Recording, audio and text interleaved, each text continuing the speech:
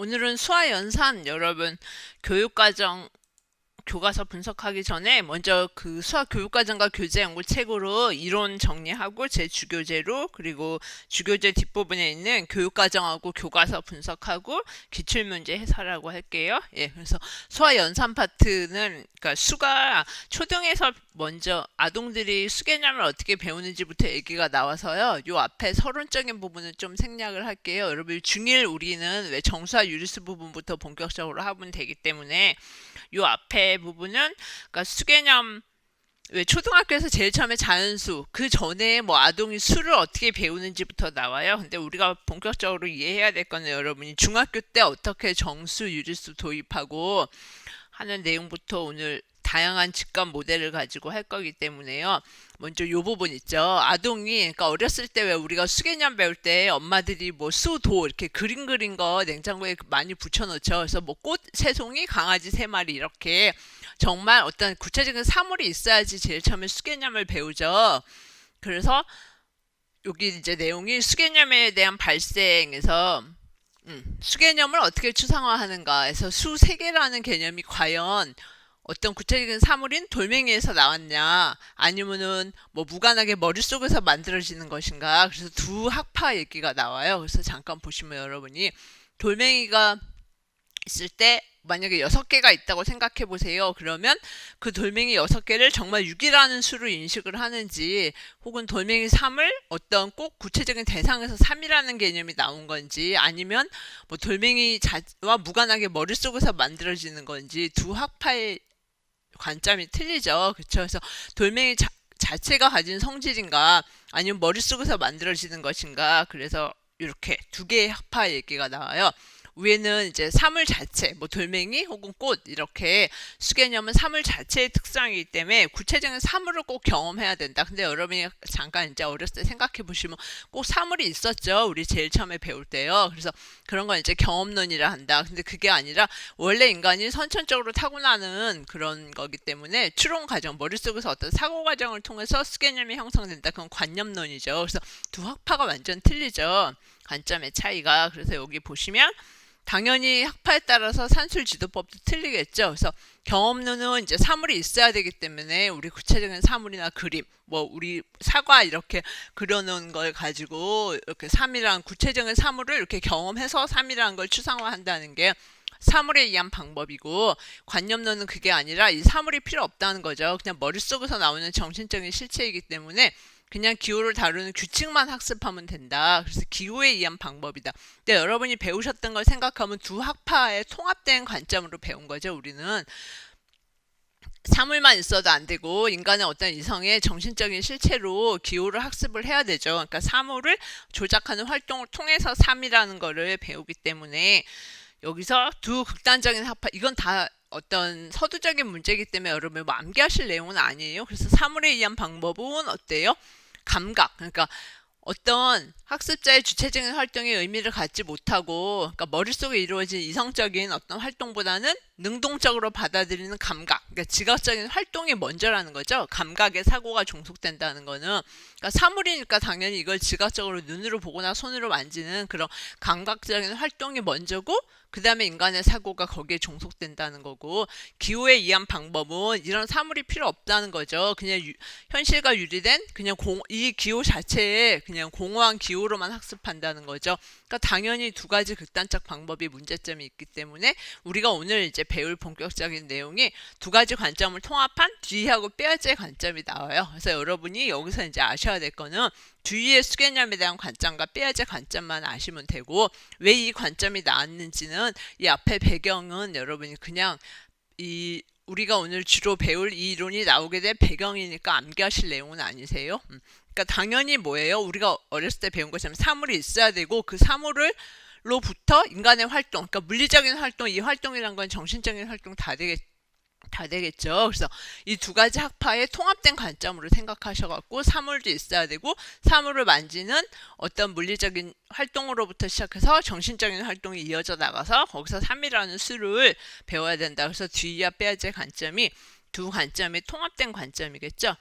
그래서 오늘 배울 본격적인 내용이 삐아자 관점하고 뒤 관점이 나오는데, 삐아자는 당연히 여러분 수교에서 배웠죠. 우리 조작적 구성주의에서도 배웠고, 그다음에 수학학습 심리학에서도 배웠죠. 뭐 경험적 추상화, 반영적 추상화 다 배웠으니까 따로 여기서는 특별히 얘기 안 할게요. 그래서 여기서만 우리가 사물, 이게 이제 반영적 추상화 배울 때 심리에서 그렇게 배웠죠. 사물의 형태가 어떻든 뭐 종류가 이게 돌멩이든 사과든 상관없죠. 그다음에 세어보는 사람이 누구든 상관없이 세어보는 그런 정신적인 활동에서부터 시작을 해서 반영적 추상화를 통해서 3이라는 우리가 개수 개념을 여기서 얻게 되죠. 그런 게 여러분 반영적 추상화 내면화 주제와 동호 조절 다 배웠죠. 그래서 그 반영적 추상화라는 개념 자체가 여기서 이 얘기를 그대로 하고 있는 거죠. 사물도 있어야 되고 물리적인 활동에다가 인간의 정신적인 활동이 그대로 들어가야 된다는 거. 그래서 이제 뒤에 관점 외워놓으실 거 나오고 삐아제 관점 두 가지 관점이 본격적으로 나와요. 그래서 앞에서 계속 말씀드린 것처럼 뒤도 마찬가지로 이런 사물이 있어야 되죠. 그리고 거기서 플러스 인간의 정신적인 활동이 있어야 되죠. 그러니까 경험론과 관념론을 통합된 관점이라는 거 아시겠죠? 그다음에 이제 뒤는 우리 초등학교 때 측정활동 배운 것처럼 어떤 문제시되고 있는 전체 양이 있어요. 그러니까 교사가 예를 들어서 여기 어떤 사과가 이렇게 여러분이 만약에 6개가 있다고 생각해 보면 그렇죠. 전체 양을 이제 학생들이 단위로 분해한 후 그래서 단위가 이제 뒤가 가르치는 굉장히 중요한 내용이 나오죠. 그래서 단위를 내가 만약에 2개를 잡게 되면 단위로 분해해서 요 단위를 2개씩 계속 반복을 하면 그렇죠. 반복을 해서 이 전체 양을 재구성해 보자. 그러면 수라는 거는 전체 양이 6개죠. 그리고 단위는 어떤 학생은 2개를 잡을 수도 있는 거고 어떤 학생은 단위를 3개를 잡을 수도 있는 거죠. 그래서 전체 양과 단위 양 사이의 상대적인 관계 B가 되죠. 그럼 여기서는 3이라는 수가 만들어지고 여기서는 2라는 수가 만들어지겠죠. 그래서 결국 뒤가 말한 거는 수가 어떻게 만들어지느냐 전체 양하고 단위, 내가 잡는 단위 학생에 따라서 2개를 단위로 잡기도 하고 3개를 단위로 잡기도 하고 뭐 6개를 단위로 잡을 수도 있죠. 그래서 그 단위의 상대적인 관계로 수가 만들어진다. 서로 다른 수가 만들어지죠. 그래서 결국 단위를 잡아내는 활동을 뒤가 분석이라고 말을 했고 그 다음에 단위를 만들어냈으면 단위를 반복을 해서 관계를 만들어서 전체 양을 만들게 되는 거죠. 그래서 관계를 만드는 활동을 종합이라 한다. 그래서 단위를 찾아내고 단위를 반복하는 종합활동 분석과 종합활동을 수행하면서 수가 만들어진다는 거죠. 그렇죠. 그래서 요게 조금 이따 초등 교과서 잠깐만 보여드릴게요. 그래서 결국 우리가 말하는 뒤에 산술지도 과정 3단계 이제 암기해 놓으실게요. 우리가 이 단위가 이 전체 수가 얼마인지 모르게 명확히 규정될 필요가 있는 어떤 양이 있어요. 모호한 전체라고 말하죠. 뒤가 그거를. 그래서 그 양이 있는데 내가 그 전체를 구성하는 데 도움이 되는 단위를 내가 파악을 하는 거예요. 그래서 어떤 학생은 2개로 어떤 학생은 3개로 단위를 파악하고 그다음에 단위를 반복하죠. 아까 그걸 종합이라고 그랬죠. 아까 단위를 파악하는 걸 분석이라고 그랬고 단위를 반복해서 전체를 구성하는 게 종합이라고 그랬죠. 그래서 전체를 구성하다 보면은 수 값이 결정되는 거죠. 그래서 이 3단계 정도 알아두세요, 여러분이. 그리고 뒤가 말하는 측정 활동이 뭐냐, 수는 어떻게 만들어지냐, 그렇죠? 그래서 초등학교 잠깐만 보여드리면 참고로 뭐 이런 게 있어요. 초등학교에서 들이와 단위 이래서 여기 그냥 참고로만 보시면 돼요. 교사가 왜 큰 물통을 갖고 와서 여기 생활 속에서 뭐 여기 써있죠. 초등학교 때 우리가 배우는 거 잠깐만 한번 보면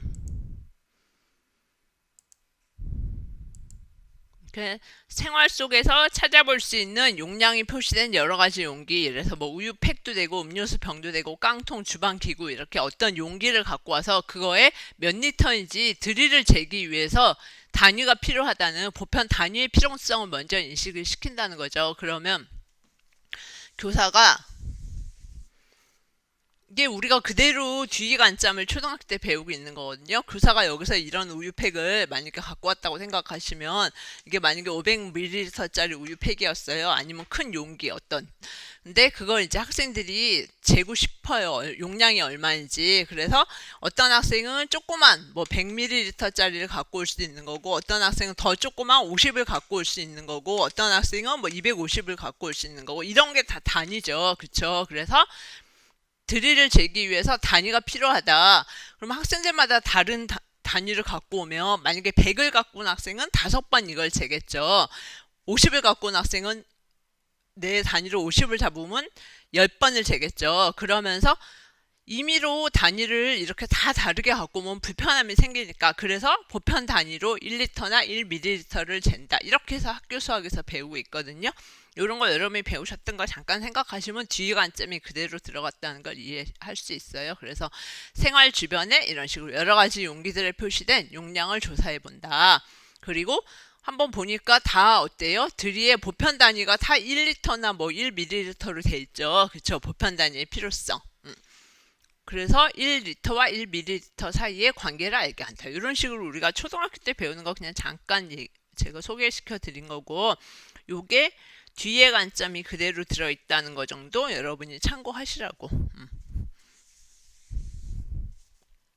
여기 써있죠. 조금 아까 큰 양, 전체량 맞죠? 문제시되고 있는 전체량을 내가 가지고 온 조금만 단위로 사람마다 단위가 다 틀리겠죠. 그걸 가지고 단위를 반복해서 재다 보면은 전체량을 다시 재구성하는 그런 이제 측정 활동을 하다 보면 전체량과 단위량 사이에 상대적 관계인 수가 만들어진다. 그렇죠? 이해되시죠?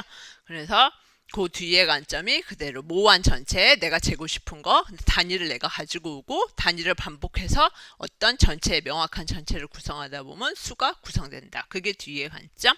우리가 초등에서 배우는 내용이 그대로 들어간 거예요. 그래서 아까 왜 우리 처음에 단위를 1로 안 만들었죠. 내가 학생마다 단위가 틀렸죠. 그래서 개개의 사물이 질적으로 구별되기 때문에 단위가 꼭 1일 필요가 없다는 거거든요. 그래서 개별 사물을 단위로 고정하는 그런 고정 단위 방법. 처음부터 교사가 얘들아 단위가 꼭 1이다 이렇게 말 안 해주죠. 보편 단위의 필요성을 인식시켰죠. 아까도. 그런 것처럼 고정 단위 방법을 뒤가 비판한 거예요. 그래서 교과서에도 그대로 반영이 됐거든요. 그래서 고정 단위 방법을 내가 이렇게 해서 학생들마다 왜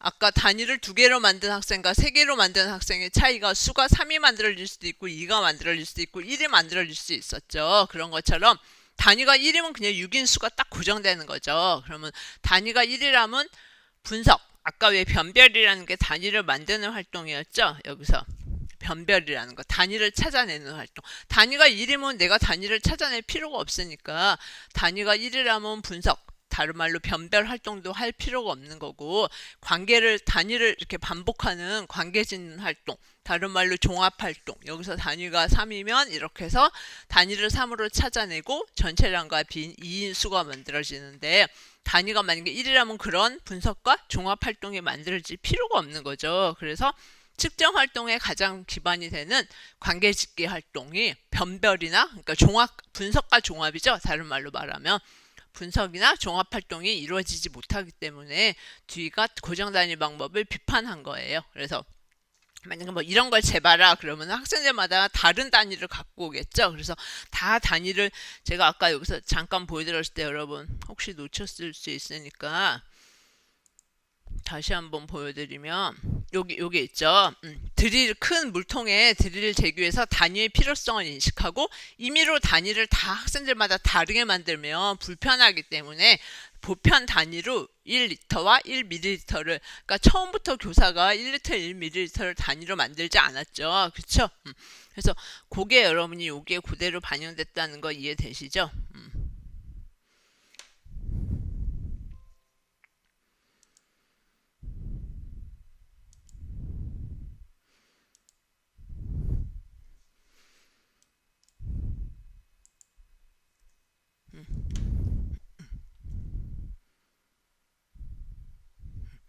그래서 뒤에 이제 산술지도 과정, 우리 초등 아동이 배우는 수개념 그대로 나오고 그 다음에 아니 삐아제. 삐아제는 여러분 신론에서 구성지 할 때 조작적 구성지 배웠죠. 그래서 조작이란 게 요거 먼저 하면 내면화된 가역적 행동이고, 그러니까 조작을 통해서 지식이 구성되는데 그때 말하는 조작이 뭐냐? 내면화된 가역적 행동이다. 내면화는 뭐냐? 내 행동을 의식해서 머릿속에 넣는 거다. 그래서 우리 이따가 왜 샘돌 모델 그런 거 하면 그냥 검은돌 흰돌을 조작하는 게 아니라 물리적인 행동만이 아니라 내 머릿속에 정신적으로 머릿속에 그걸 의식해서 넣어야 되죠. 그런 게 이제 조작이죠. 그 다음에 가역성은 원래 행동의 출발점으로 돌아갈 수 있는 거. 우리 이런 거 알죠? 원래 컵의 가역성 얘기는 아이고 많이 나오죠. 그쵸? 실험에서 이렇게 큰 데다 있는 물을 이렇게 조그만 데다 부으면 이렇게 높이가 얘는 높다가 높이가 낮아지는데 이걸 이렇게 다시 벗어 원상복귀시키면 똑같은 물이 보존되는 거죠. 그래서 왜 덧셈과 뺄셈의 역연산이라는 것처럼 우리가 행동의 출발점으로 돌아갈 수 있는 게 가역성이죠. 그래서 내면화를 하고 가역적인 행동을 할 수 있으면 조작이 됐다고 말하고 조작적 구성주의 신론에서 배운 거죠. 그런 내면화된 가역적인 행동을 할 수 있는 조작의 체계를 살펴보니까 어떤 수학적 구조를 가졌더라. 그래서 이제 피아제가 수의 얘기가 어떻게 나오나를 보세요. 구체적 조작. 우리 왜 피아제 얘기 많이 하죠. 구체적 조작기, 뭐 형식적 조작기 그렇게 말하는 것처럼 구체적 조작을 할 수 있는 예시 중에 하나로 피아제가 들고 있는 게 어떤 대상을 분류해내고 그다음에 분류된 집합들 사이에서 위계를 형성하는, 이거 아직 암기하실 내용 아니에요. 이제 본격적인 얘기를 해드릴게요. 대상을 분류하고 분류된 어떤 집합이 있으면 그 집합들 사이에서 위계를 형성하는 조작 체계를 하나의 구체적 조작 체계의 예시로 봤는데요. 이런 거예요. 구체적 조작의 예시 하나 여기서 보세요. 대상이 일단 분류가 돼야 되죠. 그 다음에 위계가 형성돼야 되죠. 그럼 여기서 보면 진돗개가 있고 A가 진돗개가 아닌 개가 있고, 그럼 합하면 어때요? 여기서 덧셈 연산이 이루어지죠. A와 A-를 합하면 B 모든 개가 되죠. 그러면 개를 제외한 개과의 동물하고 합하면 또 뭐가 돼요? B하고 B-를 합하면 또 C가 되고, C하고 C-를 합하면 D가 되고, 대상이 지금 어때요? 계속 분류가 이루어지죠. 일단 종류가. 그러면 여러분 이거 보고 생각나시는 게 우리 A 대신에 양의 정수와 0, A-가 음의 정수라면 B가 뭐예요? 정수죠. 그쵸? 그 다음에 B-는 정수가 아닌 유리수. 그러면 C는 유리수, C-는 무리수, D가 실수. 이래서 쫙 분류 체계가 만들어지는 게 보이시죠? 그쵸? 그리고 덧셈 연산 합성이 가능하죠. 여기서 이렇게 맞죠? A와 A-가 B가 되는 게 결국 정수, 양의 정수 0, 음의 정수가 합해서 정수인 B가 되는 것처럼 덧셈 연산이 가능하고 결합 법칙도 이루어지죠. 맞죠? 우리 여기서도 요 체계에서 말고 우리 갑자기 이런 게 개과 동물 분류하는 게 나오니까 혼돈하시면 우리 아는 수체계 분류를 하면은 쉽죠. 그쵸? 그러면 당연히 결합 법칙도 나타나고 맞죠? 그래서 마치 우리가 여러분이 대학에서 배우는 그룹의 구조와 유사하다. 그래서 피아제가 그런 거를 자기 나름의 고유한 용어로 그룹핑, 군성체라고 부른 거예요. 이런 조작 체계를 구체적 조작 체계의 예시로서 피아제는 이걸 들고 있고, 이런 거를 피아제는 그룹핑, 군성체라고 말을 했다. 그래서 제가 여기다가 해놓은 예를 들어서 이런 거 조금 아까 말씀드렸던 갑자기 개로 하지 말고, 그쵸? 양의 정수와 0을 A로 놓고 이거 이렇게 90도 회전시키면 이런 거 만들어지죠. 그쵸? 90도 회전시키면 그러면 양의 정수와 0이 A고 맞죠? 음의 정수가 A-면 B가 정수 만들어지고, 그 다음에 정수가 B면 정수가 아닌 유리수, 이러면 C 유리수가 만들어지고, 그럼 C-가 무리수이면 D가 실수. 이렇게 90도 회전해서 보면은 요 체계로 딱 만들어지죠. 그쵸? 그러면 우리가 아는 그룹의 성질이 여기서 뭐 아까 우리가 아는 그 체계에서 보면 덧셈 연산되고 뭐 가역성도 되고 맞죠? 결합법칙, 뭐 항등 조작 이런 거 다 이루어지니까 그룹의 성질하고 유사하기 때문에 피아제가 그걸 그룹핑이라고 부른 거예요. 구체적 조작의 예시를. 그래서 그게 이제 구체적 조작의 예시를 이해하시도록 여러분이 요구를 해놓은 거고, 여기서 이제 암기할 게 나와요. 피아제가 말한 그룹핑, 군성체는 두 가지 종류가 있거든요. 그래서 여러분이 여기서 보시면 갑자기 개를 이해 안 하시고 이제 요거로 다 이해하시면 되게 쉽죠? 그러면 우리가 그룹 이해하기도 쉬우니까. 그러면 아까 여기서 성질에서 덧셈 연산 이루어졌고 맞죠? 결합 법칙 이루어졌고 그룹의 성질이 다 가지고 있는 게 보이시죠? 그래서 피아제가 그런 걸 덧셈 연산이 되니까 갑법, 그쵸? 덧셈, 갑법 군성체라는 고유 용어를 쓴 거예요. 갑법 군성체. 근데 갑법 군성체의 종류가 두 가지가 있거든요. 그래서 첫 번째는 집합의 포함관계에 의한 갑법 군성체. 그게 여기서 여러분 예전에는, 지금은 집합이 이제 고등학교로 갔기 때문에 이런 식으로 중3 때 실수체계 분류하죠. 근데 예전에는 집합을 배웠을 때 이렇게 여기가 양의 정수고 여기가 0이면 여기가 음의 정수. 그쵸? 이렇게 집합의 포함 관계로 가능하죠. 그러면 이 전체가 뭐예요? 정수죠. 여기는 뭐예요? 정수가 아닌 쪽이 나오죠. 유리수. 그쵸? 그럼 이 전체를 다 포함하는 게 또 뭐예요? 유리수고. 맞죠? 여기가 무리수고. 이 전체가 실수인 게 보이시죠? 그러면 어때요? 여러분이 이렇게 포함관계로 보면 지금은 집합을 안 배우니까 이렇게 벤 다이어그램 그려서 못하는데 예전에는 이렇게 교과서에 벤 다이어그램 그려서 나왔거든요. 그러면 여러분이 뭐가 보여요? 집합의 포함관계가 보이죠? 얘네들 사이에. 그쵸? 정수는 유리수 안에 포함되어 있고 뭐 유리수는 이 전체 실수 안에 포함되어 있고 이런 것처럼 그러면서 집합의 포함관계에 의해서 쭉 수가 이렇게 분류되는 게 보이시죠? 그래서 집합의 포함관계에 의해서 갑박 군성체가 만들어진다. 그래서 하나의 갑박 군성체를 집합의 포함관계에 의한 갑박 군성체다. 이렇게 설명을 한 거예요. 그 다음에 두 번째 만들어지는 갑박 군성체는 여러분이 아까 이 개 가지고 설명하면 좀 생소하니까 제가 이거 가지고 자꾸 설명드리는 거거든요. 여기서 보시면 여러분이 이거 이렇게 90도 회전해서 보시면 이렇게 서열이 만들어지는 거 보이시죠? 그쵸? 이렇게 여기서 양의 정수 0, 정수가 아니 음의 정수, 그 다음에 B 정수, 정수가 아닌 유리수, 무리수, 실수 점점 서열이 만들어지는 게 보이시죠? 그쵸? 여기도 만약에 개로 설명을 해도 서열이 만들어지는 게 보이고 그래서 서열, 두 대상 사이의 순서를 결정하는 조작. 그러니까 서열에 의해서 만들어지는 군성체가 있다는 거예요. 그러니까 이런 식으로 집합의 포함관계에 의해서 쭉 수체계가 만들어지면서 군성체가 만들어지고 두 번째는 서열. 그러니까 요거를 이렇게 90도 회전해서 보면은 서열이 만들어지죠. 그렇죠? 그래서 서열이 만들어지면서 군성체가 만들어진다. 그래서 서열에 의해서 군성체가 만들어지는데 그걸 다른 말로 비대칭적인 추이관계에 의해서 또 만들어진다고 똑같은 말이에요. 서열에 의해서 만들어지는 거를 비대칭적인 추이관계하고 똑같아요. 그래서 여러분이 추이성 배우는 것처럼 A가 B가 A보다 크고 클 때 뭐예요?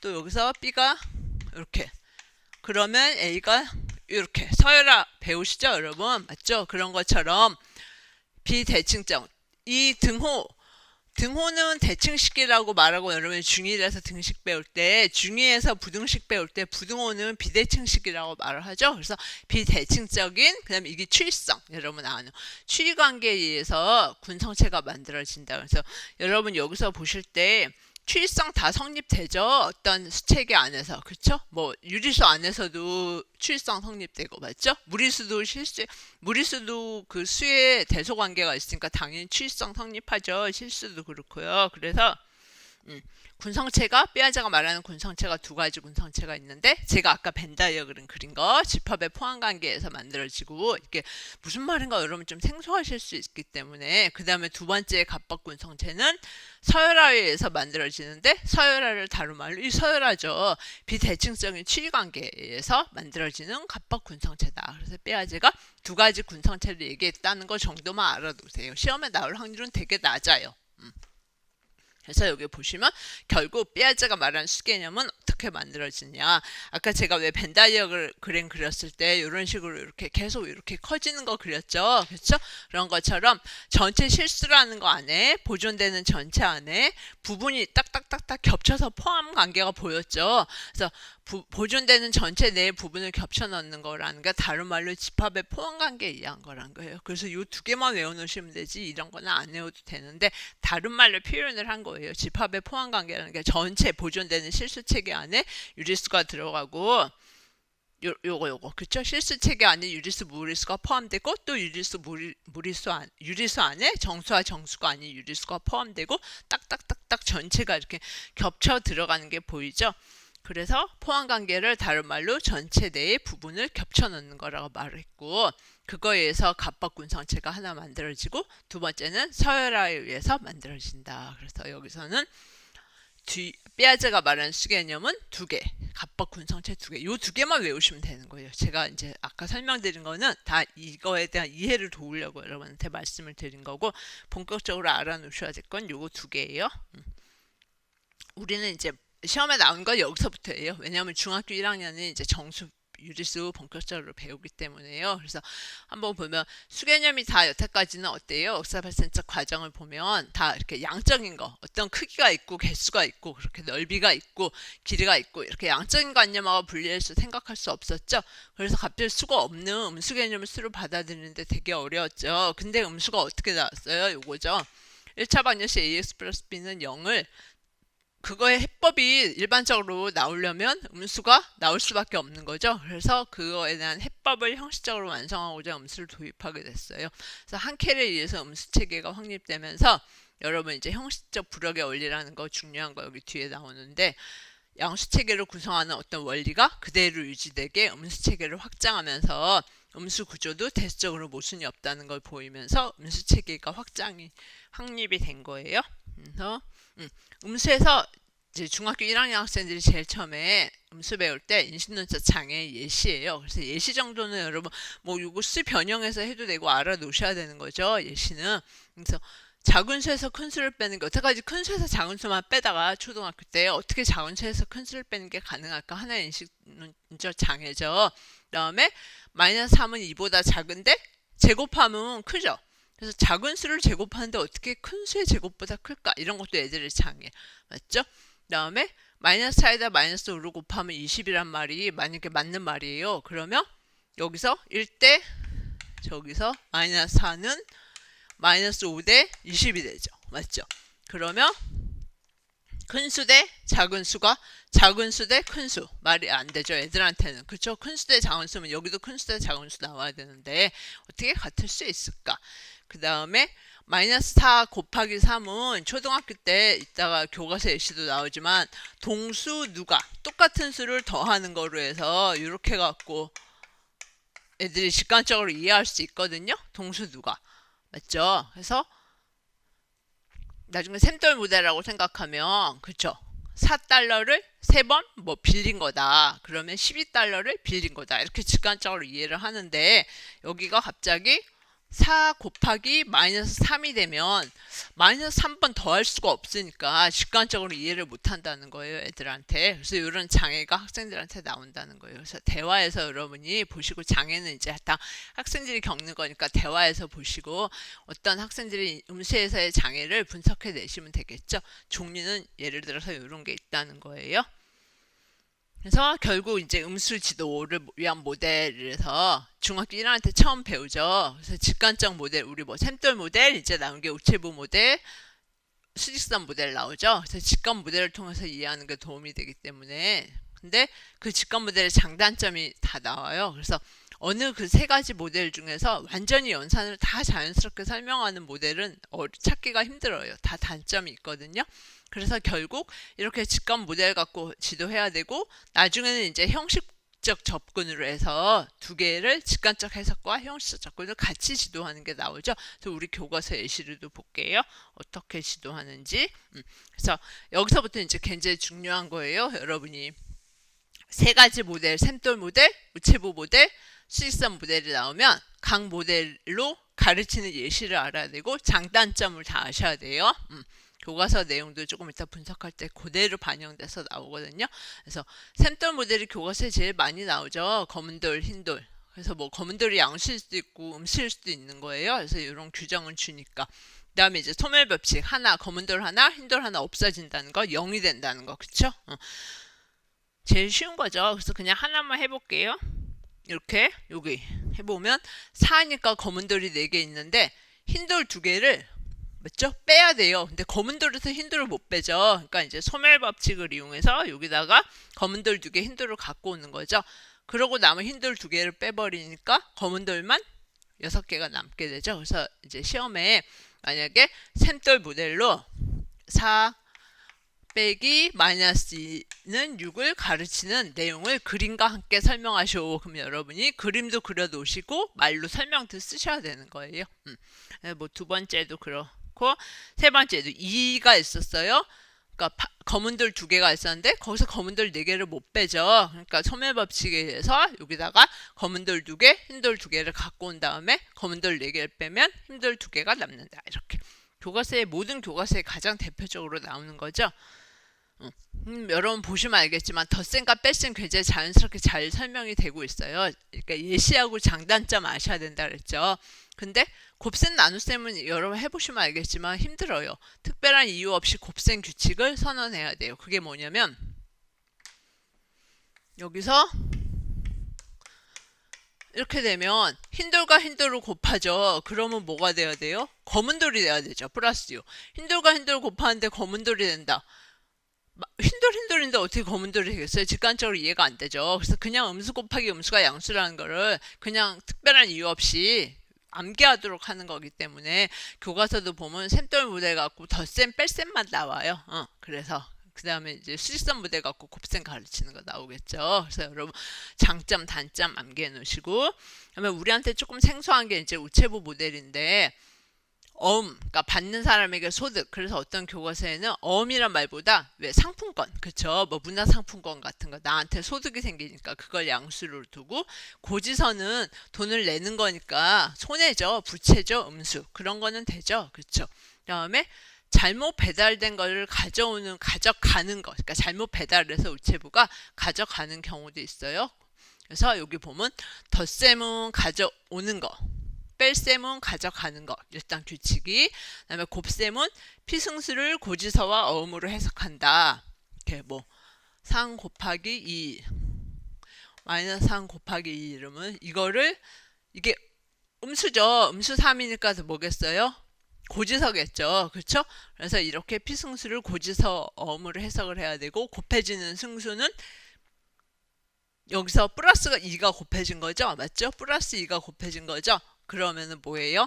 여기서처럼 우체부가 가져오는 거의 개수 2장을 가져온다는 말이죠. 그렇죠? 2장을 가져오는 거의 개수를 양수고, 여기가 마이너스면 가져가는 거의 개수라는 거예요. 조금 우체부 모델은 규약이 많죠. 근데 직관적으로 충분히 이해가 돼요. 만약에 여러분이 그래서 저기서 하나의 예시 요거 하나 한번 해볼까요? 그냥 하나, 여러분이 다 할 수 있어야 돼요. 처음이신 분들은 다 한번 해보세요. 이렇게 써있죠. 그쵸? 그게 마이너스 6이 됨을 뭐 샘돌 모델로 지도하는 내용 아니면 우체부 모델로 지도하는 내용을 쓰라 그러면 여러분이 하실 수 있어야 되니까. 그래서 여기 아까 음수 마이너스 4죠. 마이너스 3은 고지서죠. 돈 내야 하는 거니까 나한테 손실이니까. 그래서 4원짜리 고지서인데 요 앞에 원래 플러스가 있는 거죠. 그러니까 여기서 덧셈은 가져오는 거거든요. 그렇죠? 그래서 우체부가 4원짜리 고지서를 나한테 갖고 왔어요. 그러니까 내가 돈을 내야 되는 거죠. 4원을. 이해되시죠? 그다음에 요거는 원래 이렇게 돼 있는 거죠. 그러니까 2원짜리 어음이죠. 그렇죠? 양수니까 내가 이익이니까 상품권을 받는 거죠. 근데 요 앞에 뺄셈이라는 연산이 있으니까 가져가는 거죠. 가져오는 거, 가져가는 거. 그러면 직관적으로 고지서는 4장 갖고 왔으니까 돈은 4원 내야 되고, 어음 2장을 잘못 배달됐다고 가져가는 거예요. 아까 여기서 잘못 배달되는 걸 가져가는 것도 있다 그랬거든요. 배달 잘못했으니까 어음 가져가면 자기는 이원도 손실이죠. 그러니까 결국 손실이 최종적으로 6원이 생긴 거죠. 그래서 마이너스 6이다. 그래서 여러분이 요 설명을 쓰실 수 있어야 되고, 계산 결과를 우체부 모델로 왜 6원 마이너스 6이 되는지 쓰실 수 있어야 돼요. 그래서 처음이신 분들은 다 연습 한번 해보세요. 어렵지는 않으니까. 근데 조금 생소할 수는 있죠, 우리한테. 다음에 곱셈도 가능해요. 여기서는 이제 마지막 거 한번 해보면 이렇게 되면 손실이죠. 고지서 2장. 맞죠? 고지서 2장. 그러니까 근데 아까 여기 앞에 뭐예요? 3장. 아까 피승수. 피승수가 고지서 어음. 그러면 이거는 어음이죠. 그렇죠? 어음이고, 아니 고지서. 나한테 손실이니까. 맞죠? 음수니까 고지서. 고지서가 되고 2원. 2원이 되고, 여기서 승수가 3장인데 음수니까 가져가는 거죠. 그쵸? 3장을 이렇게 해서 가져 여러분이 규칙 간다 이렇게 생각하시면 이렇게 그렇죠? 2원짜리 고지서를 3장을 잘못 배달했다고 가져갔어요. 그러니까 원래 돈 내야 되는데 잘못 배달했다고 가져갔으니까 나한테는 6원의 소득이 생겼다. 그래서 플러스 6이다. 그렇게 되는 거예요. 이해되시죠? 그렇게 요걸 다 한번 연습을 해보세요. 처음이신 분들은. 그래서 여기 보시는 것처럼 곱셈까지 되게 자연스럽게 되죠. 그래서 장점이 일상적, 왜 이게 뭐 문화상품권, 고지서 이런 거 일상에서도 일어날 수 있으니까 일상적으로 일어나는 현상을 통해서 음수의 필요성을 제기하고 굉장히 실제적인 맥락이죠. 고지서나 거기서 음수를 해석할 수 있는 상황을 제공한다는 측면에서 장점인데 나눗셈은 안 돼요. 나눗셈이 부자연스럽다는 단점이 있고 그다음에 우리가 가장 익숙한 게 이제 수직선 모델이죠. 그렇죠? 그래서 교과서에 제일 많이 나오는 거. 그래서 뭐 이 배열 규칙 같은 건 여러분 다 아니까 수는 방향과 크기를 가진 화살표다. 이래서 여기서처럼 보시는 것처럼 이렇게 해서 3 이름 우리 벡터로 해석해서 크기가 3 이렇게 되면 오른쪽으로 맞죠? 그 다음에 이렇게 되면은 이제 마이너스 3 왼쪽을 향하면 오른쪽으로 향하면은 플러스 왼쪽을 향하면 마이너스 이렇게 방향도 있고 크기도 있고 그렇죠? 화살표 여기 내용들은 이제 하나하나 하면서 볼게요. 이거 미리 보면 그러니까. 그래서 뭐 하나만 해보면 제일 마지막에 이런 거 그렇죠? 마이너스 4 이러면은 마이너스 4니까 왼쪽을 향하게 4만큼 가야 되죠. 마이너스 4 그렇죠? 0에서 출발해서 그리고 다시 마이너스 2 맞죠? 근데 앞에 뭐가 붙었어요? 여기 뺄셈이 붙었죠. 그러니까 여기서 마이너스 2에 0만큼 이만큼 갔다가 요만큼 갔다가 마이너스 4만큼 요 끝에서 갔다가 여기서 마이너스 2를 더하는 게 더하면 더 가야 되는 거죠. 근데 그게 아니라 마이너스 2의 역이니까 반대로 맞죠. 여기 마이너스 2의 역으로 돌아오게 되니까 최종적인 답이 마이너스 2가 되죠. 그래서 만약에 이거를 수직선 모델로 나타내려면 요 그림을 여러분이 그리실 수 있으면 되죠. 그래서 뺄셈, 덧셈, 뺄셈 굉장히 자연스럽게 되죠. 이렇게 그렇죠. 여기 다 설명이 그렇죠? 처음 수의 화살표 머리라고 마이너스 4의 화살표 머리가 저렇게 음수 가 있고 그 다음에 뺄수의 화살표 꼬리 그래서 반대 방향으로 이렇게 딱 와야 되는 거죠. 그 다음에 마이너스 2 곱하기 3 이러면은 마이너스 2하고 같은 방향으로 아까 동수 누가라 그랬죠 제가. 그래서 마이너스 2를 3번 더하면 되니까 답이 마이너스 6이 되는 거고 마이너스 2 곱하기 마이너스 3이면 마이너스 2만큼 가는데 반대 방향으로 그렇죠? 원래 요게 점선이 마이너스 2의 방향이죠. 근데 곱하기 마이너스 2에 곱하기 마이너스 3이 있기 때문에 그렇죠? 반대 방향으로 이렇게 반대 방향이라는 의미 이따가 음수의 그 부호의 음의 부호의 의미를 설명하기 때문에 이 반대 방향이라는 게 붙었죠. 반대 방향으로 3번 동수 누가 답이 6이 되죠. 곱셈도 자연스럽죠. 직관적으로 되죠.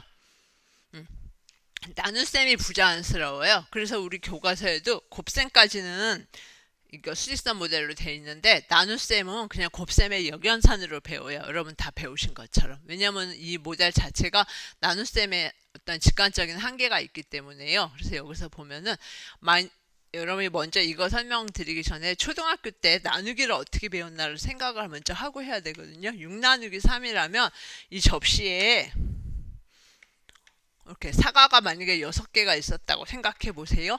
아까 제가 뭐 3 곱하기 4 이러면 동수 누 가로 배운다 그랬죠. 똑같은 수를 3번 더하는 거로 그렇죠. 동수 누 가. 그럼 나눗셈은 동수 누 감으로 배우거든요. 초등학교 때 똑같은 수를 빼는 거예요. 그럼 여기서 6 나누기 3이란 거 뭐냐면 3씩 덜어내는 거예요. 여기 3씩 이렇게 덜어내서 하나도 없게 0이 되게끔 덜어내면 2번 덜어내면 되죠. 그래서 동수 누 감의 개념으로 나눗셈을 배우거든요. 여기 똑같이 그게 들어가는 거예요. 제일 처음에 마이너스 6이 있었죠. 근데 여기다가 제가 이렇게 0을 향해서 하나도 없게 아까 6 나누기 3을 이해하시면 되죠. 그래서 마이너스 6에서부터 시작해서 3씩 덜어내는 거예요. 그래서 이렇게 3, 3, 3칸씩 덜어내죠. 그렇죠? 그래서 하나도 없게 만드는 거예요. 근데 여기서 귀약이 들어가는 게 제가 여기서 마이너스 6에서 시작해서 0을 향해서 덜어내는 그 방향이 3의 방향이었죠. 덜어내는 방향. 지금 이 화살표 덜어내는 방향은 양수 방향이죠. 3하고 똑같은 방향이죠. 맞죠? 그래서 여기 3하고 줄이는 방향. 그러니까 여기서 말한 게 줄이는 방향이 지금 3의 방향이죠. 줄이는 방향이 여기 써 있는 제수 3하고 똑같은 방향이면 음수로 말하기 때문에 마이너스 2가 되거든요. 요 줄이는 방향과 요 3의 방향, 제수의 방향이 똑같으면 음수고, 밑에서 볼게요. 밑에서는 똑같은데 마이너스 6에서 시작을 해서 0을 향해서 동수 누감 3칸씩 올 거거든요. 이렇게. 그럼 줄이는 방향이 어때요? 이 마이너스 3의 방향하고 이 줄이는 방향하고 서로 반대죠. 그쵸? 그래서 여기서처럼 줄이는 방향이 여기 줄이는 방향이 제수인 3의 방향하고 같을 때는 음수, 줄이는 방향이 제수인 마이너스 3의 방향하고 서로 반대죠. 이쪽으로 줄여오고 있는데 마이너스 3은 이쪽 방향이죠. 그럴 때는 양수. 그래서 2. 규칙이죠. 그래서 학생들이 어렵다는 거예요. 직관적으로.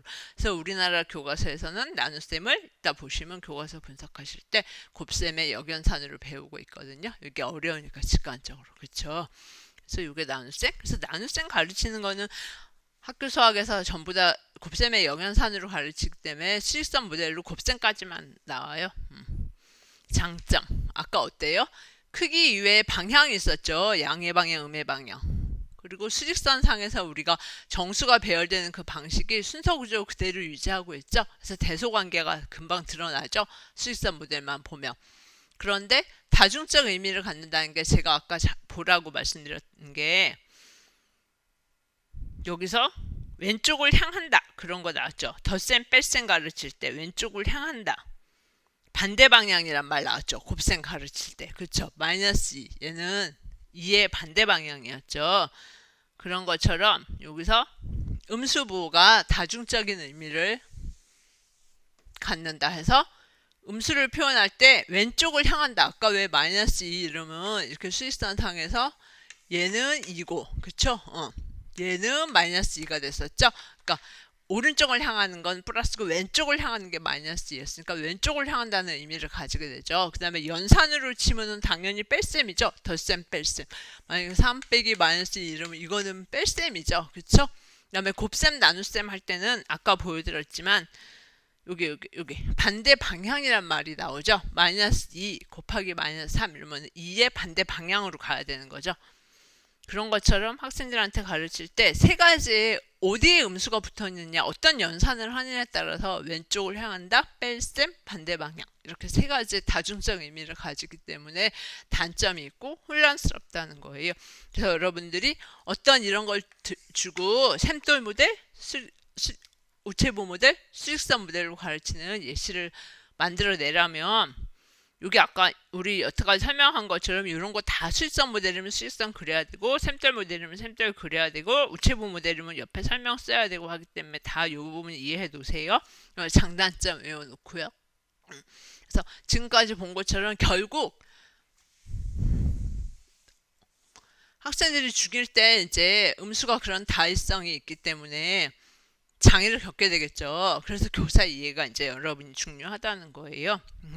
여기 보시면 직관 모델이 완벽하게 수직선 모델도 곱셈까지만 가능했죠. 우체부 모델도 나눗셈 안 됐죠. 완벽하게 설명할 수 있는 모델이 없어요. 그래서 교과서에 이제 조금 이따 보시면 알겠지만 여러분 아시는 귀납적 예사법이 곱셈에 많이 나와요. 나눗셈은 곱셈 역연산으로 가르치고 그렇죠. 그래서 결국은 귀납적 예사법이라는 형식적 방법을 통해서 가르칠 수밖에 없게 되는 거예요.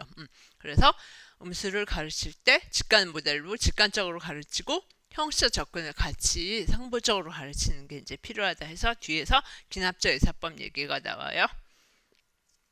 여기서 그래서 여러분 잘 아시는 형식부력의 원리가 나오죠. 그래서 형식부력의 원리에 대한 설명 먼저 드리면 우리가 어떤 대수 체계를 확장하거나 대수구조나 기하구조를 확장하고 싶어요. 그러면 기존의 체계에서 인정된 어떤 뭐 결합법칙, 교환법칙 같은 어떤 성질이 있겠죠. 그게 수체계를 확장해도 계속 유지되는 거예요. 그래서 그 가장 대표적인 예시로 이거 이제 지수법칙 나오죠. 우리가 보세요 한번.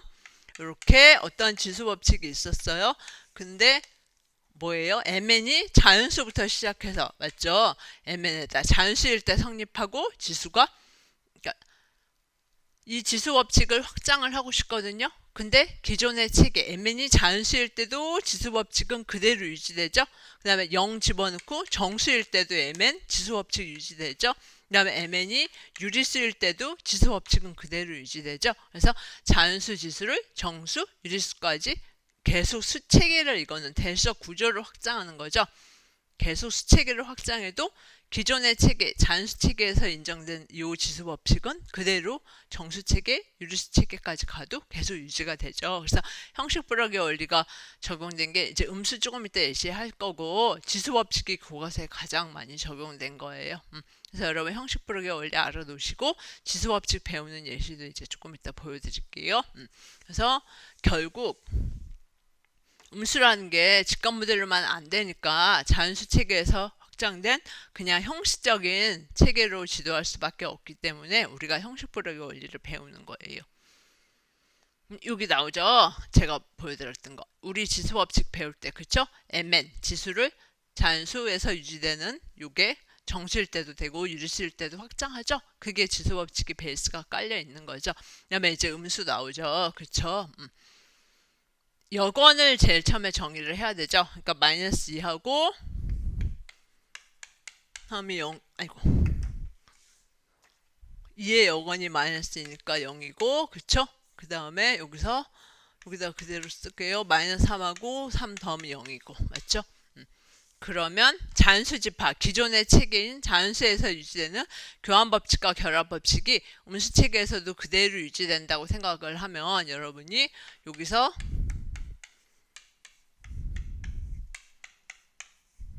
요거 0이죠. 맞죠? 그 다음에 무슨 법칙을 쓸 수 있어요? 자연수 체계에서 유지되는 요거 교환법칙을 만약에 쓴다고 생각하면 마이너스 2하고 마이너스 3 더한 게 나오죠. 이렇게 나오고 그 다음에 여기서 얘네 둘 더하면 2하고 3 더한 게 나오죠. 맞죠? 여기서 0이죠.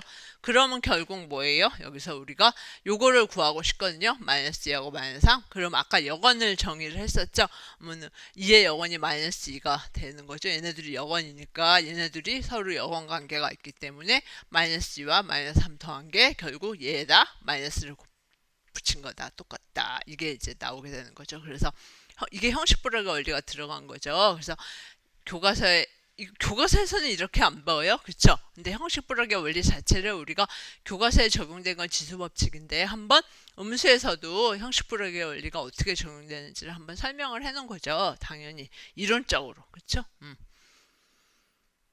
그래서 하나의 예시가 이제 나와요. 이 예시를 교과서에서 배우는 건 아니에요. 그쵸? 교과서에서 배우는 건 지수법칙이고 그래서 잘 보이시게 만약에 형식불허의 원리에 따라 이거를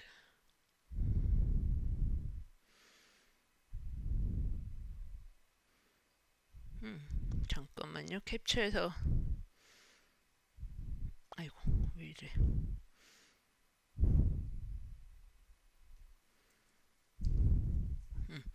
형식불허의 원리에 따라서 마이너스 4 뺄셈 빼기 마이너스 1을 지도하는 과정을 쓰시오 하면 여러분이 이론상으로 교과서에서 배우는 게 아니고요. 그쵸?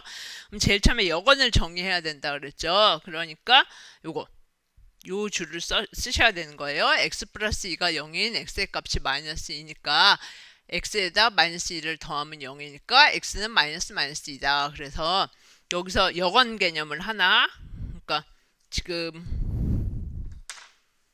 마이너스 4하고 마이너스 2 이거를 형식불허의 원리를 지도하는 내용을 쓰고 싶거든요. 그러면 제일 처음에 여건 개념을 설명을 해줘야 되기 때문에 마이너스 4의 여건 개념 설명해줘도 되고 마이너스 2의 여건 개념 설명을 해줘도 되는 거예요. 근데 여기서는 이제 여건 개념 하나 설명 나오고 그 다음에 우리가 이거를 구하라 그랬죠. 여기서 요거를 A라고 맞죠?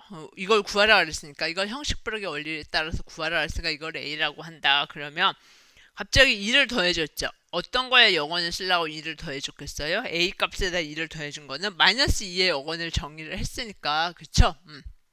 우리가 마이너스 2의 영원을 알기 때문에 위에서 이거 마이너스 2의 영원을 정의하고 왔으니까 맞죠? 여기서 마이너스 2의 영원이 마이너스 마이너스 2라는 거 마이너스 마이너스 2라는 거 혹은 이거 여기다 A에다 4 더하거나 여러분 요거를 만약에 약간 다르게 표현해서 여러분이 쓰셔도 되는데 어차피 영원 개념하고 자연수책에서 유지되는 결합, 교환, 뭐 분배 법칙만 써야 되거든요. 그래서 여기서는 마이너스 2의 영원을 2라는 걸 알기 때문에 2를 더해줬어요.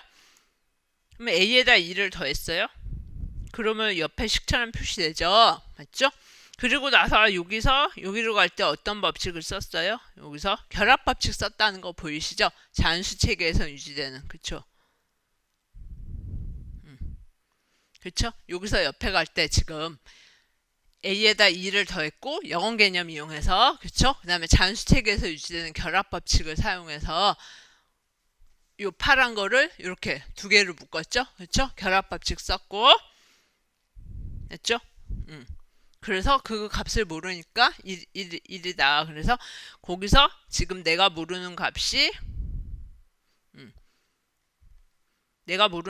요 값 아직 모르죠? 그럼 요 값을 B라고 놓은 거예요. 됐죠? 그 다음에 B에다 2를 더했어요. 왜? 4의 여건 이용하려고. 그쵸? 4의 마이너스 4하고 서로 여건이라는 거 이용하려고 2를 더했겠죠. 그리고 그러면 나면 여기서 요거가 이렇게 되는 여기서 맞죠? 다시 한번 뭘 썼어요? 결합법칙 쓴 거 보이시죠? 자연수책에서 유지되는 결합법칙을 썼어요. 그리고 나니까 뭐가 보여요?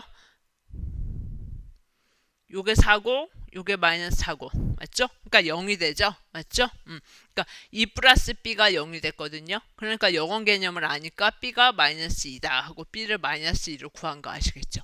그러면 여기로 이제 올라가서 B가 마이너스 2, 요게 B였거든요. 그쵸? 요게 마이너스 2가 됐거든요. 그럼 마이너스 2에서 똑같은 마이너스 2를 뺐으니까 얼마예요? 0이 나오는 거죠. 그러니까 1이, 맞죠? 1이 0이 나오죠. 그러니까 2 플러스 A인 얘가 0이다. 이렇게 결론이 되는 거죠. 그러니까 여건을 아니까 A가 뭐다? 결국 우리가 구하자는 A가 마이너스 2다. 이렇게 나오죠. 그래서 이론상으로 맞죠? 교과서에서 이렇게 가르치지는 않아요. 교과서에서는 당연히 뺄셈은 샘돌 모델 같고 혹은 수직선 모델로 가르치게 되죠. 근데 우리가 형식불학의 원리가 이제 지수법칙만 교과서에 적용되어 있는데 이론에 따라서 한번 형식불학의 원리를 가지고 음수를 지도하는 내용을 만들어 본 거예요. 그래서 여러분이 형식불학의 원리에 따라서 이거 지도하는 내용을 이론상으로는 알아놓으셔야 되니까 한번 쭉 여러분 나름대로 풀어서 여건 개념, 결합법칙, 교환법칙, 자연수에서 유지되는 그쵸? 분배법칙 위에는 아무것도 안 써요. 그래서 한번 요 서술하실 수 있게 해놓으세요. 여러분들이 이게 그거고 그 다음에 형식불학의 원리에 따라서 이번에는 곱셈 아까 뭐 샘돌 모델이나 아니면 수직선 모델로 금방 됐죠. 혹은 이제 조금 이따 귀납적 예사법으로도 되거든요. 근데 여기서는 형식불학의 원리에 따라서 지도하는 걸 한번 해보래요. 이렇게 3 곱하기 마이너스 2 맞죠? 그러면 아까하고 똑같이 여건 개념은 그대로 써주는 거예요. 맞죠? 여건 개념은 그대로 써주고 여기 나오죠. 자연수에서 성립하는 교환, 결합, 분배 법칙이 이게 형식불학의 원리죠. 그쵸? 계속 성립해야 된다는 원칙을 이용한다. 그래서 3 곱하기 마이너스 2를 구하라 그랬거든요. 네모라고 하자. 그래서 2의 여건을 아니까 이렇게 여기다 해준 거죠. 마이너스 2의 여건을 아니까. 그쵸? 그리고 자연수에서 성립하는 분배 법칙이 성립한다고 한다 해서 이렇게 만들어준 거죠. 분배 법칙. 그쵸? 됐죠? 그러면 우리는 지금 뭘 물어봤어요? 3 곱하기 2를 물어봤으니까 이걸 네모라고 놓은 거죠. 그럼 네모 더하기 6이 0이다. 따라서 네모는 마이너스 6이다. 곱하기는 쉽죠. 그렇죠? 그래서 형식불학의 원리에 따라서 이론상으로 한번 만들어 본 거예요. 되시죠? 그 다음에 교과서에서 나오는 게 귀납적 외사법이에요. 그러니까 형식불학의 원리는 원리죠. 이거 많이 혼돈하거든요. 원리, 그야말로 이론. 기존의 책에서 유지되는 성질이 그대로 여기 그대로 유지되게 수체계를 확장한다는 이론이고 원리니까 맞죠? 형식부력의 원리에 따라서 지도하는 내용이 법이니까 방법이죠. 지도 방법. 그게 귀납적 의사법이에요. 그러니까 원리 안에 그 원리에 따라 지도하는 방법이에요. 귀납적 의사법. 그래서 연산의 구조가 그대로 유지되게 수체계를 확장. 그러니까 아까도 말했죠. 귀납 형식부력의 원리가 베이스로 깔려 있는 거죠. 귀납적 의사법 안에. 연산의 구조가 유지되게 수체계를 확장하는 방법을 어떻게 한 거예요? 귀납적으로. 여러분 왜 귀납처럼 배우신 것처럼 귀납적으로 도입한 게 귀납적 외사법. 됐죠? 그래서 보세요. 자연수에서 3 더하기 2는 5 알죠? 3 더하기 1은 4 알죠? 3 더하기 0은 3 알죠? 그러면 지금 어떤 규칙이 있죠? 거기서부터 학생들이 귀납 추론을 하면 더하는 수를 1씩 뺐죠. 그렇죠? 여기서 지금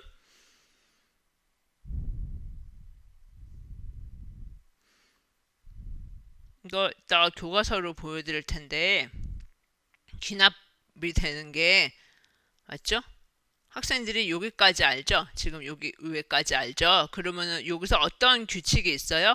더하는 수를 1씩 빼는 규칙이 있죠. 그래서 마이너스 1이 됐죠. 그럼 답이 어때요? 1씩 감소되는 규칙이 있죠. 그 규칙을 덧셈이 진행되는 그 규칙에서부터 귀납적으로 추측을 해서 요 답이 2일 것이다. 요 답이 1일 것이다. 그렇게 추측을 해서 답을 구하기 때문에 귀납 추론에 해당하니까 귀납이고, 외삽이라는 거는 요 바깥의 데이터로부터 맞죠? 요 데이터를 추론을 하니까 외삽이고, 여러분 보관법 중에서 내삽이란 건 뭐냐면 만약에 내가 이다 말고 이다 말고 이다 말고 이다 말아 요 가운데를 몰라요. 그러면 내삽이라는 거예요. 근데 음수는 당연히 외삽이겠죠. 내가 지금 알고 거기서부터 요 바깥의 데이터 모르는 데이터를 추측을 하니까 외삽이 되겠죠. 맞죠? 그래서 여기서도 곱셈도 마찬가지죠. 곱하는 수가 지금 1씩 줄어드는 규칙이 보이죠.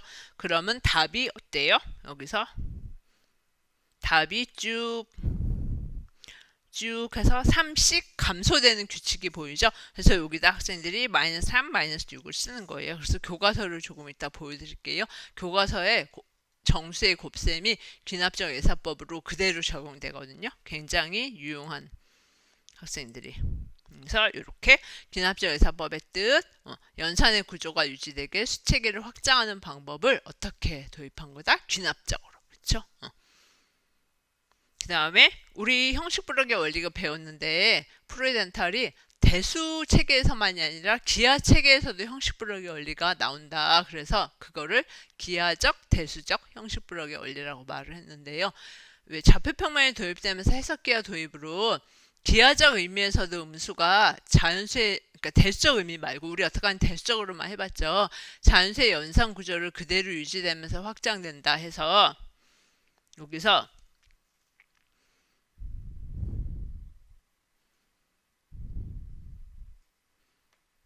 여기서 프로이덴탈이 말한 게 음수가 도입되기 전에는 요 반직선밖에 안 되죠. 그러니까 3부터 시작하니까 맞죠. 반직선밖에 요 빨간 반직선밖에 안 되는데 지금 어때요?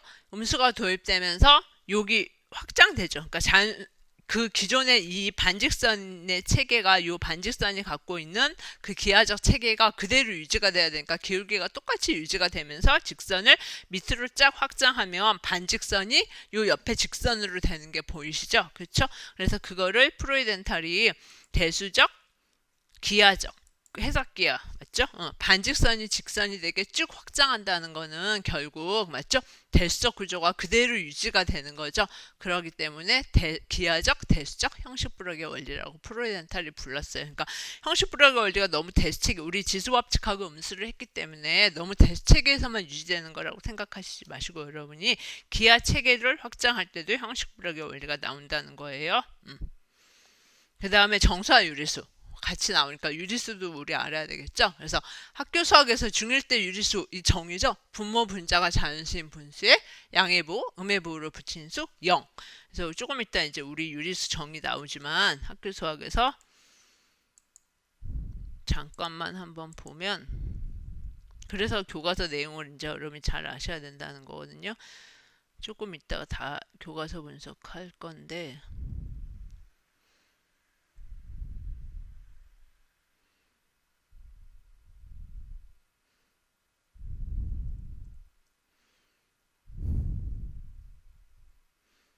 여기 나오죠. 이렇게 그쵸? 조금 이따 보여드릴게요. 다시 우리 2교시 때 할 거예요.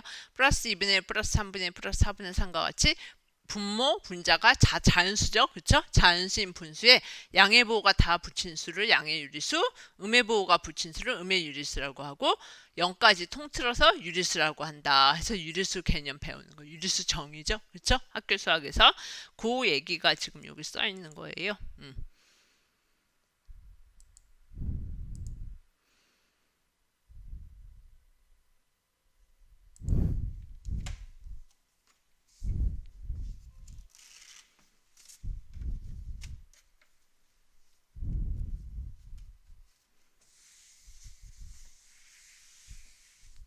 그래서 조금 아까 보신 거 분모 분자가 자연수인 분수에 양의 보호, 음의 보호를 붙인 수 0. 그렇게 말하죠. 그러면 어때요, 학생들한테? 초등학교 때 분수를 배울 때는 그렇게 안 배웠거든요. 뭐 피자 나누어 먹는 거, 뭐 예를 들어서 똑같은 피자를 뭐 4등분 했을 때 한 조각 이러면은 요거 4분의 1 혹은 뭐 4명이 똑같이 나눠 먹으려면 한 사람이 4분의 1 이런 식으로 맥락을 가지고 배우죠, 분수를. 근데 갑자기 유리수를 이런 식으로 정의하면 학생들이 당연히 어려움을 겪겠죠. 그래서 여기서 이제 나오는 게 뭐냐면 유리수의 형식적 정의, 외연적 정의. 여러분 정의라는 게 수학 교육에서 이게 이제 언어에서도 하는 말이거든요. 보통 뭐 수학교육에서만 하는 말이 아니라 외연적 정의, 내포적 정의 그런 말을 해요. 그래서 개념 유리수의 외연적 정의, 뭐 정수의 외연적 정의, 뭐 예를 들어서 이렇다면 그 개념에 포괄되는 대상을 전체 다를 나열하는 게 외연적 정의고 개념에 나타내는 대상의 공통적인 속성, 그러니까 성질로 정의하는 게 내포적 정의거든요. 안에 포함되니까 내포, 그렇죠? 그래서 여기 예시를 먼저 잠깐 보면.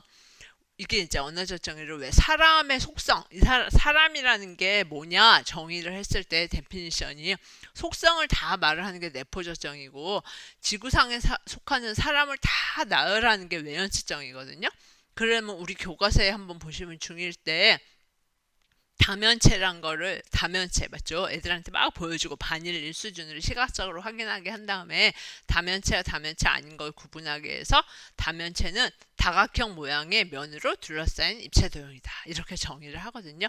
그러면 그거는 성질이죠. 다면체라는 개념에 나타내는 공통적인 성질로 정의한 거니까 내포적 정의죠. 좀 이해하기 쉽죠, 애들이. 다면체를 성질로 정의했으니까. 근데 반일 일수준이죠. 그렇죠, 성질로.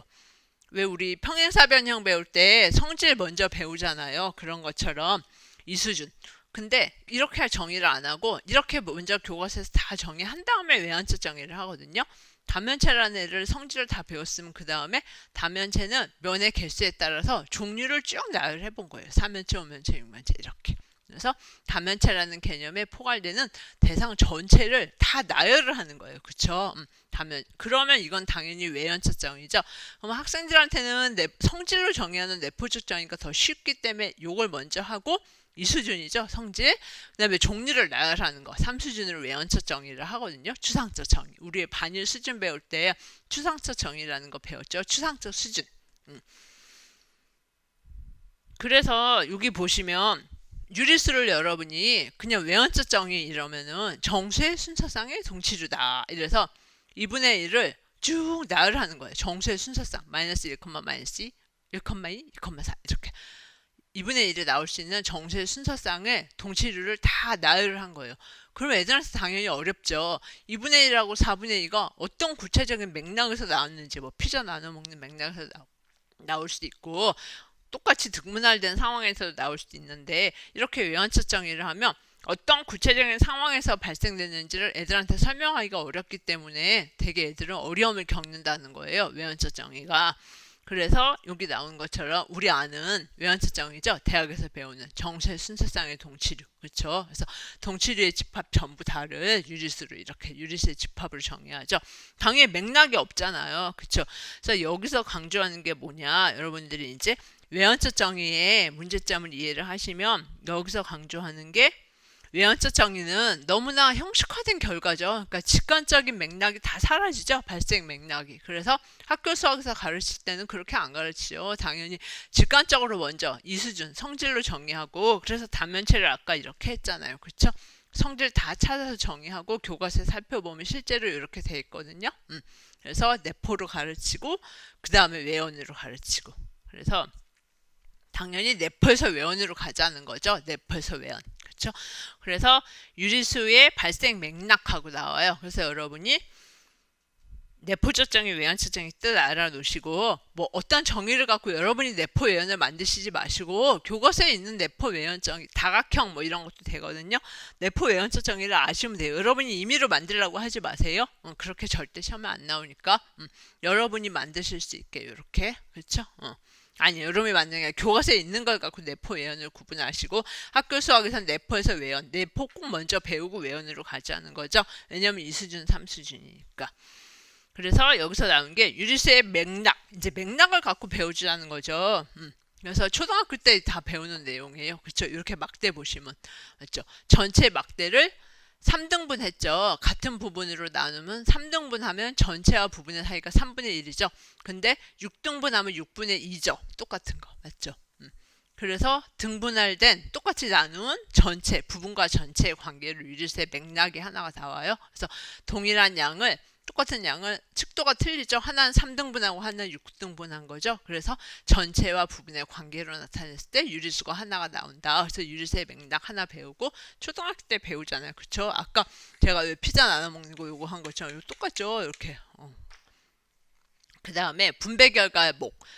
주어진 양을 n개로 나누어 분배했을 때 목. 그쵸? 그래서 두 개 여기서처럼 두 개의 사과를 5명한테 공평하게 나눠줄 때 한 사람이 가지는 양 뭐예요? 5분의 2죠. 그렇죠? 그런 것처럼 분배를 했을 때 내가 가지는 목 그게 하나의 맥락으로 유리수가 만들어진다는 거죠.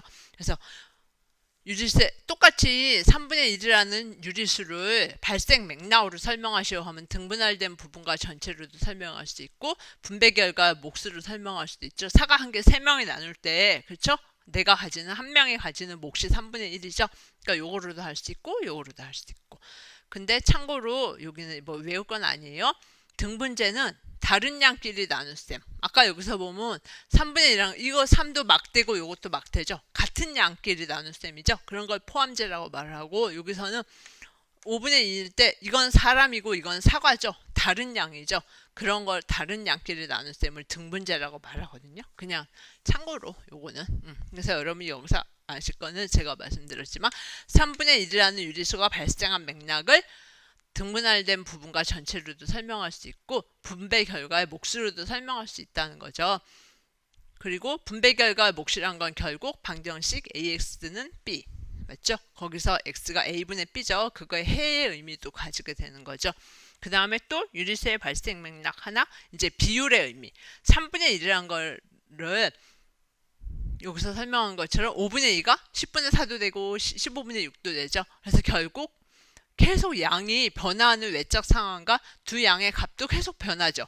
하지만 본질적으로 내재되어 있는 두 양 사이의 관계는 똑같죠. 5분의 2. 그렇죠? 그래서 여기서 유리수의 수학적 개념인 동치관계 개념이 여기서 나오는 거예요. 그래서 5등분한 사과 2조각, 10등분한 사과 4조각.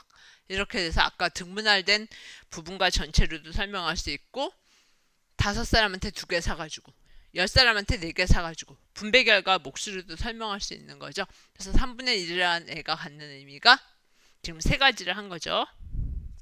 등분할된 부분과 전체, 분배 결과의 목, 비율까지 3가지의 맥락을 가지고 있고 마지막에 좀 생소하실 수 있는데 안 어려워요. 연산자. 이래서 유리수 B분의 A라는 게 유리수 집합에 의해서 정의되는 함수로 x에다 B분의 A를 곱하면 맞죠? 하나의 함수가 되죠. 그래서 유리수 B분 우리가 3분의 1이라는 것도 마찬가지죠.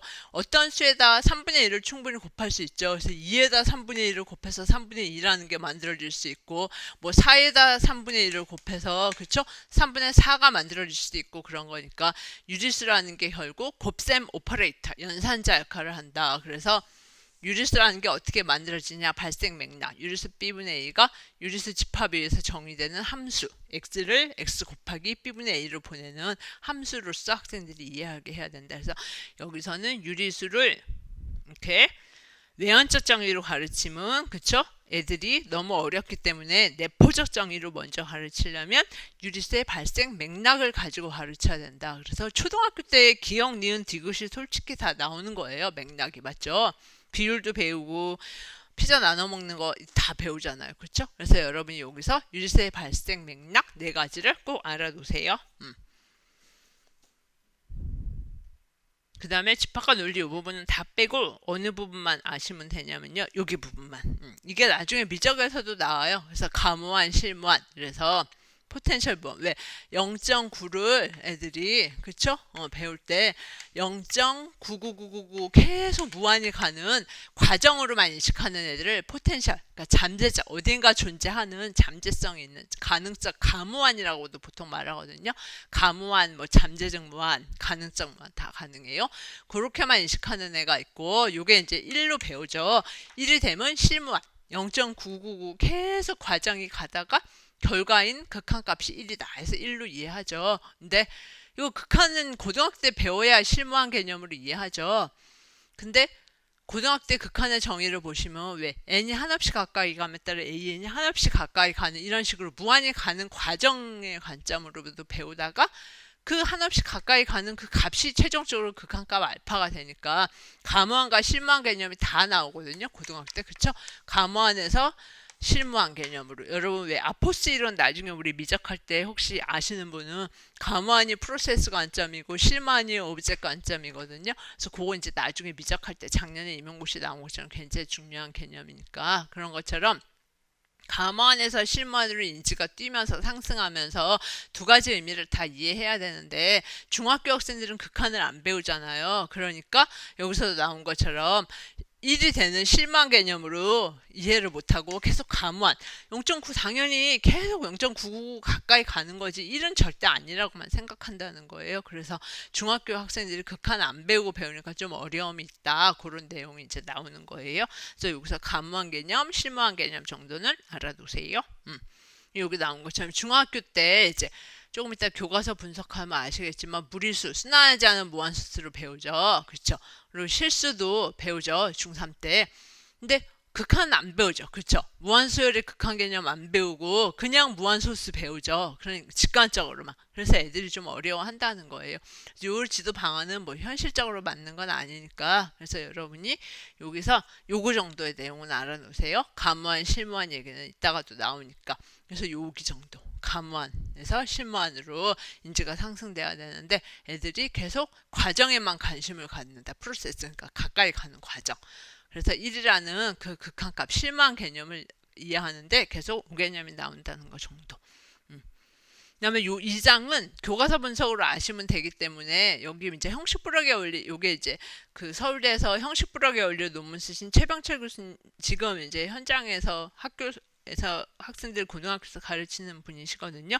그분 논문에서 가져온 거라서 그냥 형식 불학의 원리에 대한 이론적인 거 우리 앞에서 다 배운 얘기가 나와요. 그래서 여기는 생략할게요. 여러분 아까 왜 영어 개념 배운 거 이런 내용이 다 똑같이 나오기 때문에 이 부분은 그냥 안 보셔도 돼요. 여러분이 2절 부분은 음수 지도 방안이랑 이거 아까 다 한 거기 때문에 그래서 이제 쉬고 여러분이 2장 그쵸? 2절 교과서 분석 내용 어떻게 굉장히 중요한 거죠. 어떻게 교과서에서 교육과정에서 음수 도입하는지를 볼게요. 그리고 기출문제 볼게요. 쉬고요. 예.